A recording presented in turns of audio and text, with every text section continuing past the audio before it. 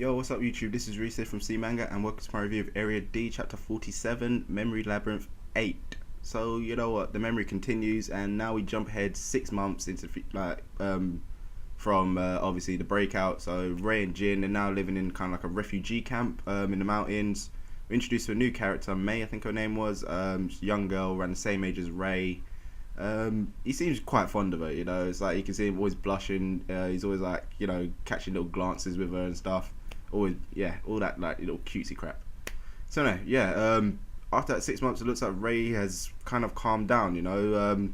Considering his face at the end of the last chapter, you know, looked like he was pretty much cracking, you know. But yeah, he seems back to normal this chapter. So I kind of wasn't really expecting that. I was kind of more expecting the fact that them two kind of like break up there and then you know Ray does his own thing. Jin's like, where are you going? But no, instead they're still together 6 months down the line. So yeah.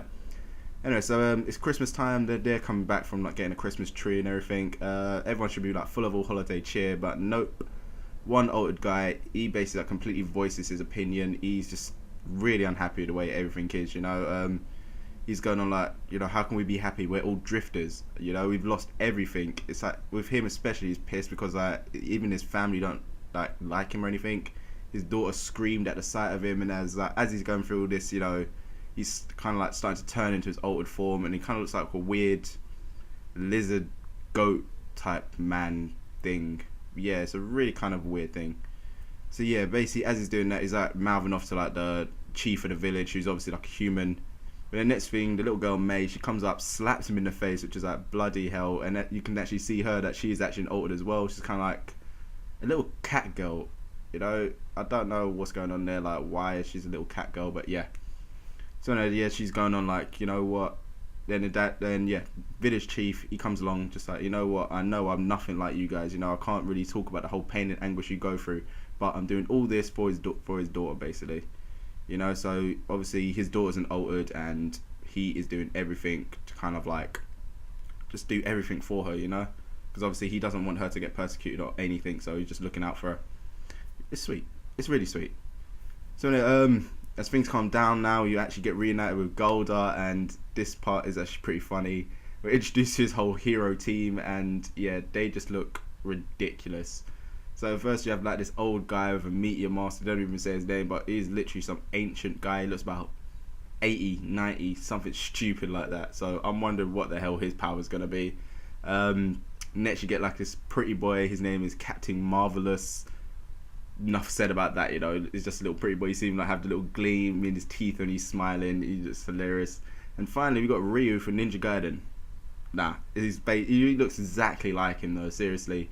If you look at like one of the old Ninja Gaiden covers, he looks exactly like him, and he calls himself the Shadow Ninja. So I'm guessing the author actually did take some inspiration from Ninja Gaiden to draw his character, because he looks exactly like him.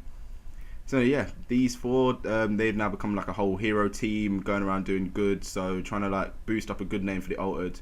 But as you know, it's kind of like within X-Men, you know, even if the mutants do good, people still don't like them just because they're different. So yeah, you still got the whole stigma of that, you know, up and down.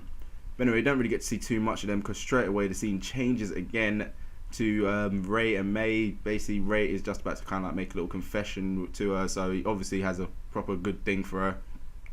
But then just as he's about to do that, the scene changes once again to a news report of basically an attack on a Japanese government building. No one actually knows. They haven't really revealed the culprit yet, but I'm guessing they're going to blame the altered, because yeah, it's pretty much kind of the way this is going to go. Obviously no one likes the altered, so it doesn't matter who the terrorists were. It could have been normal, but they're probably going to blame everything on the altered, so that's kind of like what might bring about Area D kind of a bit more, you know. So yeah, that basically is the chapter that's there. To me personally, I think one thing has become a bit clear is that this is all like stigma, this is all like kind of obviously speculation, but I'm kind of guessing that Ray and that chick end up having a little thing, and then something bad happens to her, like really bad, and that causes him to kind of like go evil or something. Because like once again, we still don't know what the hell's going on with Ray, like why he's become how he is now. They haven't really explained anything, so something is the trigger. And I don't know, like I said, last chapter I thought that was going to be the trigger moment there, but no. So what the hell is going to be the trigger moment? And usually every time trigger moments always come about from losing a loved one, you know, that always just makes something snap in someone. So maybe that's what's going to happen. How far down the line, I don't know, because obviously they're still just kids, you know, so they can't really do anything crazy. I'm not even too sure how old Jin is at the moment. I'm guessing about mid to late 20s, roughly.